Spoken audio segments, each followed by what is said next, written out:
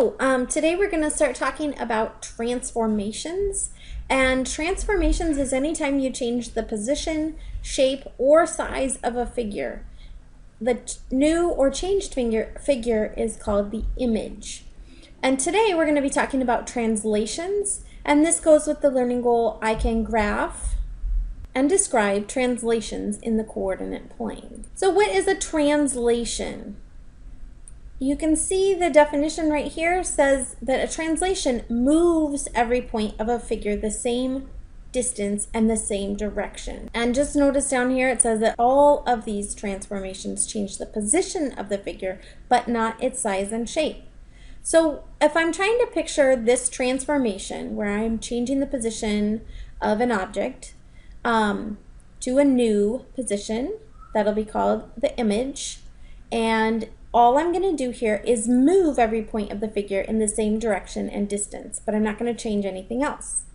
So if you're trying to picture a translation is just when we move an object through space. It can move side to side, it can move up and down, but it's not going to change anything else. So it's not going to change the way this cow and cart are positioned. They're just going to move along in space.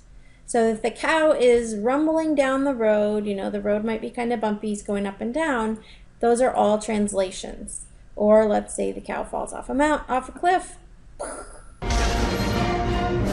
That's a translation. But nothing else about the cow has changed. Unless he goes flat at the bottom of the cliff. But then that wouldn't be a translation anymore. So we're just moving in space. What does that look like in the coordinate plane? Well, say for example, we have this triangle right here, and we have the three vertices labeled with P, Q, and R, and we want to translate that triangle 6 units to the right and 3 units down.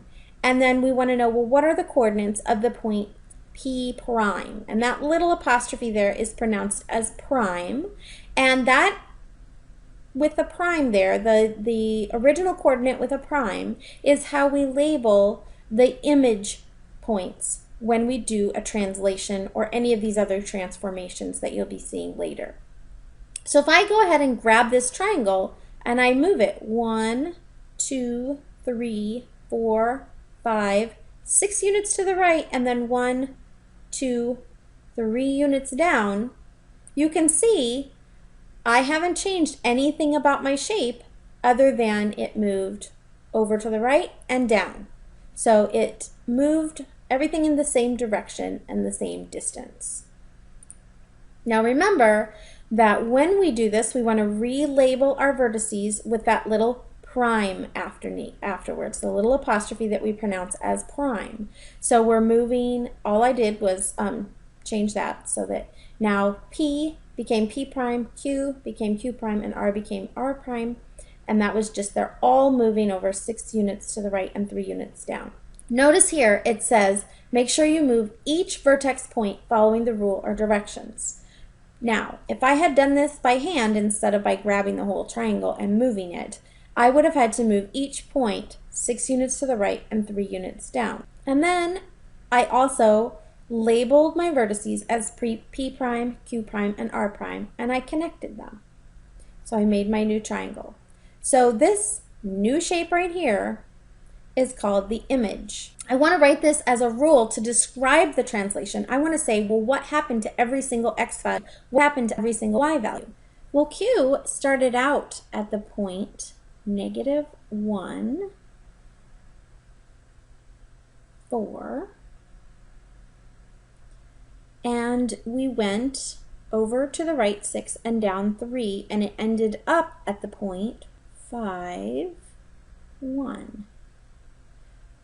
And P started out at the point -5, 1, and ended up at the point 1, -2. And R started out at the point -2, 2, and ended up at the point 4, -1. So I want to ask myself, well, what did I do? What could I say would be my rule if I go from -1 to 5 or -5 to 1? or -2 to 4, it seems to me that I'm adding 6 every time. If I took -1 and added 6, I would get 5. If I took -5 and added 6, I would get 1. And if I took -2 and added 6, I would get 4. And that makes sense because I've moved 6 in the positive direction. So I could think of this as taking every single x value and adding 6 to that. And then if you look at the y values, I've gone from 4 here to 1 here. 4, I would have to either add a -3 or subtract 3 to get from 4 to 1. If I start at 2 and I go to -1, that's also the same as subtracting 3 or adding -3. And if I go from a +1 to a -2, that also is the same as subtracting 3 or adding a -3. So my rule could be written like this, where I would take all of my x values and add 6, and take all of my y values and subtract 3. So I could describe this rule as x plus 6, y minus 3. That would give me the rule for this translation. So I'm just going to do one more example, and then that will be it for today. So if I took my same triangle, and this time I used a rule of x minus 2 and y plus 3, and I wanted to do that transformation, I would need to look at my coordinates and take each one and follow that rule. So I'm going to take each x coordinate and subtract 2. And if I think about that, that's really the same as moving 2 to the left, because remember when I added 6, that was the same as moving 6 to the right.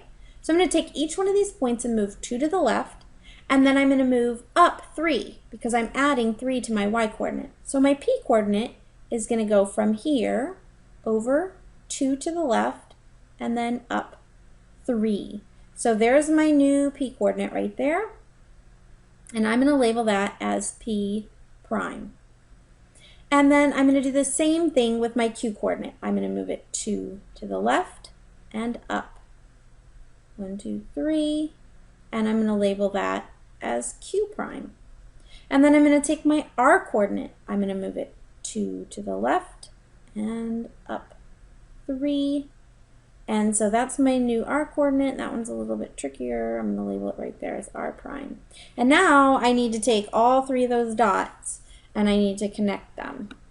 So I should have a triangle that's the same size and shape, and that all it's done is moved over and up. And it's a little bit ugly, but you can kind of see that all I did was move 2 to the left and 3 up. If my lines had been drawn in better, it would be perfect. So that's why you want to use a straight edge when you're doing this type of thing, and it will turn out great. All right, so that is translations, and remember, we just remember the cow and the cart moving along the road. That's a translation.